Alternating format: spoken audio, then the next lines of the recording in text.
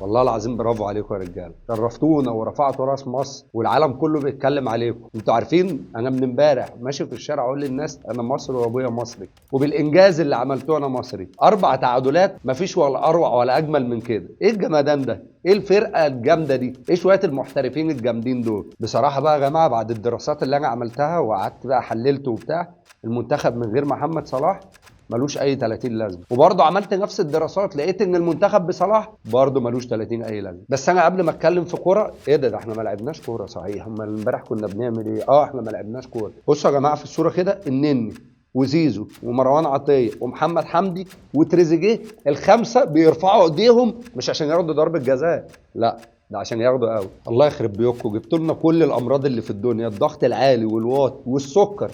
كويس، سكر بدل ما بنقف عليه طوابير، كويس ان انتوا جبتوه لنا ببلاش. والله كويس اقسم بالله. وبعدين لو هنتكلم كوره والله يا جماعه، اوقات بيبقى في مدير فني مثلا مش ماشيه معاه فيبتدي يشغل الطرفين. اشوف لعيب مثلا باك يمين اروح انا لاعب عليه عشان اللعيب ده امكانياته ضعيفه، طب مش جايه خالص معايا ولا جايه من العمق، العب على التسديدات. طب اعمل اي حاجه، العب على العرضيات، اعمل اي حاجه، اعمل جمله. انا مش شايف حاجه. حد شاف مثلا يعني، حد شاف جمله مفيده؟ حد شاف منتخب؟ انا مش عارف ايه اللي بيحصل. اتحاد الكوره محمد صلاح وصل انجلترا بالسلام، مش بعيد ان محمد صلاح يلعب بكره، ولو ما لعبش بكره اتحدى اي حد ان محمد صلاح يلعب الماتش اللي جاي. الاعلام في مصر بيتناول الموضوع كأنه حدث عادي، اصل اللعيبه معذوره، اصل المدير الفني، كل المنظومه تشيل الموضوع. كل اللي حصل امبارح ما هو الا كارثه، كارثه كرويه قسما بالله، فضيحه يا جماعه. انتوا متخيلين قد ايه منتخب مصر ما حققش، مش ما حققش مكسب؟ طب بعيد عن ما حققش مكسب يا راجل، ده احنا حتى ما تقدمناش على منتخب على مستوى الماتش. يعني في الماتش مثلا